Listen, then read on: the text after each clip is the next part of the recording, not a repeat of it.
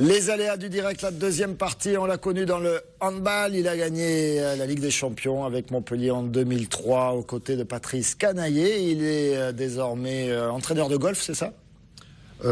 Pas exactement, je forme les enseignants Formateur. de golf. Voilà. Formateur des formateurs. Exactement. Dans le golf. Dans le golf, à l'antenne. Golf du Lion. Dans le golf golf. Non, je m'entraîne à faire des mauvaises blagues parce que je vais vous jeter en pâture au professeur. Parce que vous écrivez également, vous êtes passionné de littérature fantastique, et vous signez Au-delà du sortilège chez Complice Éditeur. Vous avez tout lu cet après-midi. Ah oui, extraordinaire. Merveilleux livre. C'est incroyable. C'est un livre qui vous transporte. Si vous transportez, c'est le troisième, hein, là. C'est le troisième ouvrage, oui. Troisième ouvrage. C'est toujours un peu dans le fantastique. Il y avait, comment il s'appelait, Okanagan et l'Ultime Prophétie. Exactement, qui tombe très bien à quelques jours du 21 décembre. De la fin du monde. Et comment un champion de handball, tout d'un coup, se lance dans l'écriture? Parce que c'est... Il l'a expliqué tout à l'heure, j'aimerais que figurez-vous que je n'ai pas la réponse à la question. Si ce n'est que... C'est une bonne question. Donc, si moi je ne le sais pas, je ne vois pas comment vous pouvez le savoir. C'est bien pour ça que on a coutume de dire que les sportifs meurent deux fois. Quand ils arrêtent leur carrière de sportif et à la fin de leur vie, comme tout le monde. Donc en 2003, lorsque j'ai arrêté brutalement, sur un coup de tête, mes fonctions d'entraîneur au Montpellier. Comme Zidane. Exactement comme Zidane, mais moi c'était un coup de tête qui était au sens figuré. Hein. Et je ne suis pas violent, pas trop. Quoique si vous continuez, ça on n'est pas sorti. Hein. Et j'ai eu un vide, j'ai voulu transformer cette expression corporelle en de l'expression écrite. Alors je me fais plaisir, c'est plutôt dans l'étrange, le fantastique, le mystère, toutes les composantes d'un roman. Au-delà du sortilège, à la merci de la bête, donc on est content. L'histoire de Marie, ça démarre à Alès, parce qu'on reste dans le coin. Hein. Oui. Marie, l'histoire d'Élodie, une infirmière qui se fait un petit peu massacrer. Une infirmière que vous avez bien connue. J'ai bien connu, l'infirmière d'Alès. Je suis seul. Jean-Christophe, son mari, il n'est pas terriblement sympa, et elle en voyage avec vous, hein, on part à la Réunion. Et on voyage dans le temps également. Il y a un voyage dans le temps, mais surtout c'est une histoire éminemment humaine, puisque ce Jean-Christophe, qui est un taré fini, le pire des mecs qu'on puisse imaginer, finalement, à la fin de l'histoire, on a presque envie de l'aimer parce qu'il va être amené à évoluer. Donc c'est quand même une image positive de l'humanité. Et cette évolution, elle va être consécutive à un sortilège issu de la croyance réunionnaise. Donc vous voyez qu'on va même jusqu'à l'île de la Réunion. Sortilège qui va amener mes personnages, une partie de mes personnages dans l'année 1764. Qui est une année riche, puisque c'est l'année des premiers écrits abolitionnistes de la peine de mort, par un dénommé Césarier Beccaria, qui avait assisté à l'exécution de François Damiens. Et puis c'est l'année 1764 des premiers crimes, on va les appeler comme ça, de l'histoire de la bête du Gévaudan.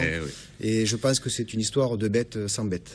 Oui, sans bête, mais un hommage à tonton là, qui s'occupe de la bête du Gévaudan. Et un hommage à André Aubazac. André, la bête du Gévaudan. Qui a écrit et fait d'énormes recherches généalogiques. Et il s'avère que 80% des victimes de la bête étaient liées généalogiquement à une famille. Voilà, dont je tairai le nom. C'est un peu sexuel aussi, hein, non? Occulte. C'est occulte, c'est pas sexuel. C'est occulte, oui. Bon, tout ça pour amener sa question coquine. C'est pour moi la question coquine. Et entre autres, vous il y en aura pour tout le monde, hein, rassurez-vous. Donc en amour, vous arrivez devant madame et vous dites, vous êtes à la merci de la bête, bonjour madame Gévaudan. Ou vous roucoulez, ça c'est pour sa période de... Bonjour madame Gévaudan, c'est-à-dire Gévaudan, oui, bonjour madame Gévaudan, oui. C'est la bête qui est en lui. Et ensuite, vous roucoulez et vous faites votre trou tout seul. Oui, mais encore. C'est tout, vous roucoulez, c'est le golf, qu'est-ce que vous faites en amour des deux? Vous êtes obligé de répondre d'ailleurs. Non, je crois que je vais... j'ai le droit à un joker. Ah oui, joker. Je pense que si vous avez compris la question... Quel est le joueur de handball qui vous avait le plus impressionné? Juste la question comme ça, qui n'a rien à voir avec le... Le plus impressionné, beaucoup. Caillot, un joueur qui a été le premier joueur français à aller jouer en Espagne. Il est allé jouer à Granollers, c'était à l'époque où je jouais moi au handball, donc c'était des temps que les jeunes de 20 ans n'ont pas connu. Et dans les petits derniers, et puis dans les petits derniers, peut-être Lucas Ballot. Ballot. Voilà. Il a un temps de suspension assez extraordinaire. Et puis, il n'a pas forcément un physique de déménageur, mais des qualités extraordinaires. Et c'est un joueur qui est très plaisant à jouer, qui est créatif. C'est vraiment quelqu'un d'extraordinaire. Didier Marcy, au-delà du sortilège, chez Complice Édition. On enchaîne avec les titres, restez avec nous.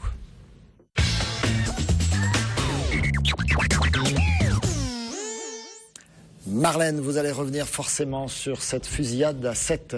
Oui, un homme a abattu 2 personnes et blessé 2 autres par balle dans la nuit de vendredi à samedi.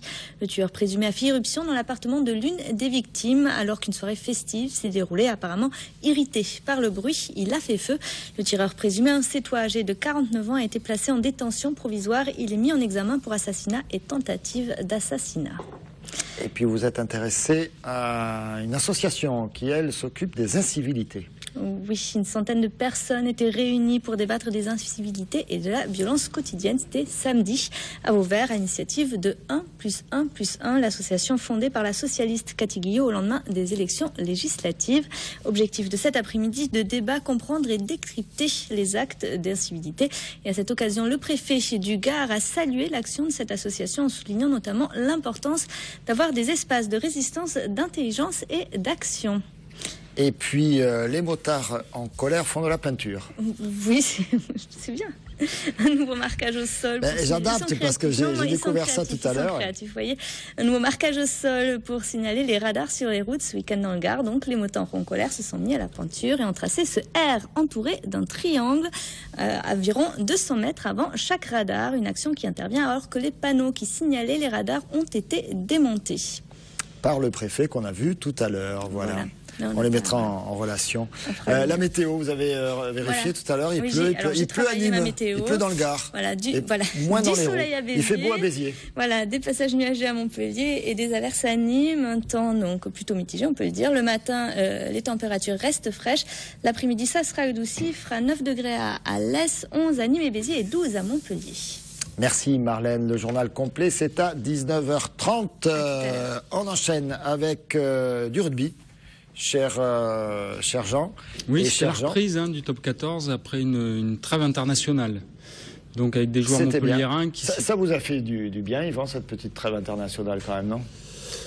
Enfin, vous auriez aimé être, par exemple, sélectionné en équipe de France, mais bon. J'aurais préféré, c'est sûr. Bon, après, c'est vrai que ça fait du bien de pouvoir avoir une semaine de vacances.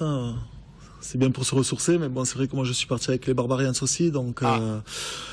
Donc avec les Barbarians, c'est une ambiance un peu particulière. Voilà, c'est un peu la fête, mais beaucoup de travail aussi quand même, faut le dire. Mais c'est vrai que ça permet aussi de voir un petit peu autre chose et puis de se ressourcer et de revenir au club encore plus poussé. Avec les accus rechargés. Oui, mais c'est vrai que quand même, pendant 3 semaines, vous n'êtes pas trop vus.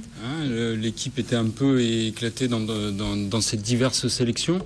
Et on a vu qu'à la reprise de ce match face à Bayonne, la première mi-temps a été quand même un peu difficile. La reprise, ça a été... C'est vrai qu'après, un peu complexe. Après les trêves, c'est vrai que c'est souvent difficile. Le premier match est très dur, c'est vrai. Et on a pu le remarquer, cette trêve. Il y en a eu beaucoup qui ont été en sélection, notamment Fulgence Ouedraogo et François Trenduc qui étaient en équipe de France. Et puis les Argentins. Voilà, les Argentins qui étaient avec... Voilà, les Argentins. Il y avait aussi Imina Gouza qui était avec les Fidji. Donc c'est vrai que plus ceux qui étaient aux Barbarians... Ouais. Comment, mais bon. Mais c'est vrai que c'est difficile de reprendre et de se remettre, de retrouver un collectif et de retrouver ce système de jeu puisqu'il faut se réadapter. Et cette première mi-temps, vous avez eu des difficultés? Les 20 premières minutes surtout, c'est vrai qu'on a eu beaucoup de mal et je pense qu'on s'est bien rattrapé par la suite. Mais c'est vrai qu'il y a eu quand même pas mal de déchets en première mi-temps et on n'a pas réussi à mettre notre jeu en place. Heureusement qu'on a eu cette deuxième mi-temps où on s'est remobilisé et qui nous a permis de gagner, quoi. Oui, parce qu'au final, quand même, Montpellier a gagné. 29-22, Pierre-Paul. Serré, mais bon. Serré. Et il manque le bonus. Un essai de Krivy, un essai de Bias, un essai de Beatty, 4 pénalités. Et puis pour Bayonne, un essai de Haar et 5 pénalités de Boyer. Mais les observateurs avertis, notamment nos confrères du Midi Libre, ont remarqué que la rentrée de Mamouka et Corgodze avait quand même un peu dynamité tout ça. c'est vrai que la rentrée de Mamouka, elle a fait beaucoup de bien dans l'agressivité. Et puis, bon. Un peu trop parce qu'il est sorti. Voilà, vous avez vu un petit peu les images. Il a laissé un carton jaune, il a laissé un maillot. Mais bon, c'est vrai que Mamouka, c'est un joueur extraordinaire. Dès qu'il rentre, il fait du bien. Dès qu'il commence les matchs ou dès qu'il rentre pendant le match, il va se donner à 200% pour l'équipe. Et c'est son entrée contre Bayonne, je pense que ça a vraiment permis de faire basculer ce match. Ouais, c'est vrai.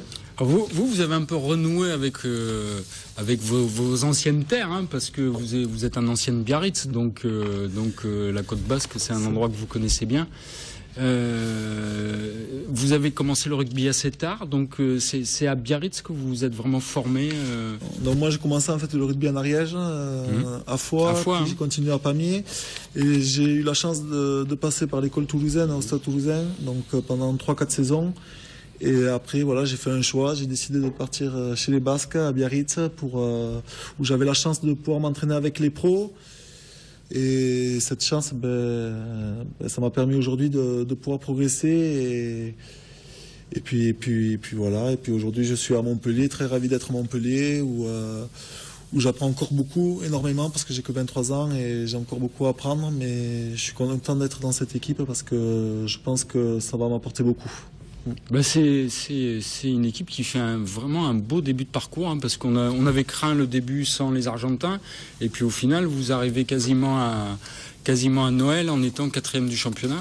C'est, il me semble de mémoire, du jamais vu pour Montpellier, hein, d'entamer aussi bien son championnat, d'être aussi en canne, on va dire, dès le départ. Vous sentez, prenez pas tout pour vous, Jean. Hein? Regardez d'ailleurs le classement des Montpelliérains, 4e, à égalité avec Castres. J'ai vu Castres devant, moi, je ne sais quel classement, mais enfin en tout cas en nombre de points, c'est l'égalité.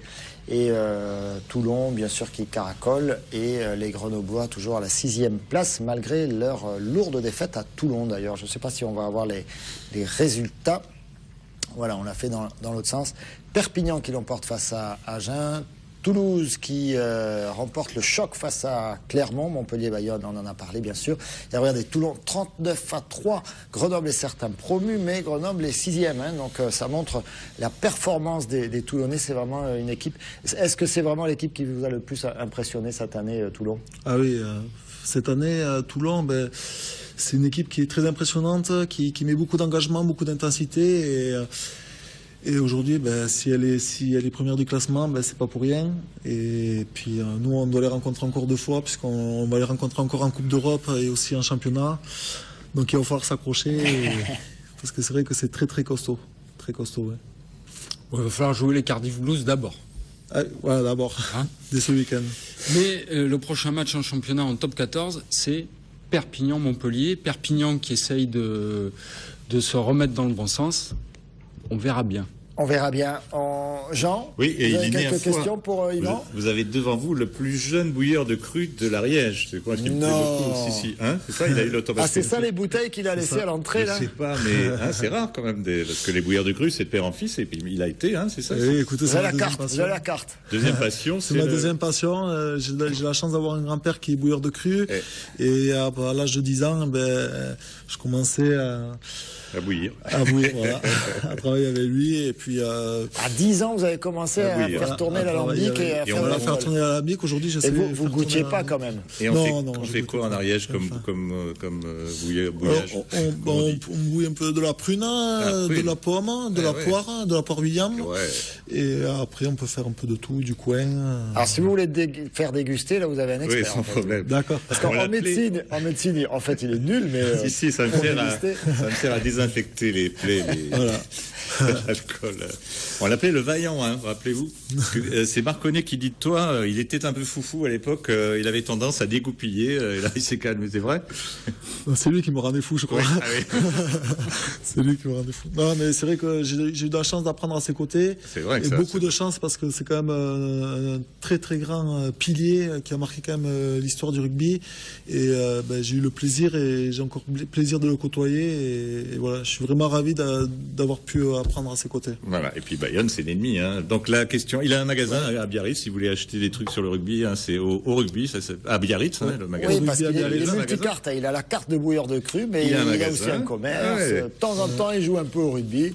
Et puis il a une copine. Alors donc en amour, est-ce que tu préfères rentrer dans l'art pour faire des cochonneries c'est le lard et le cochon, hein, c'est pas du tout sexuel.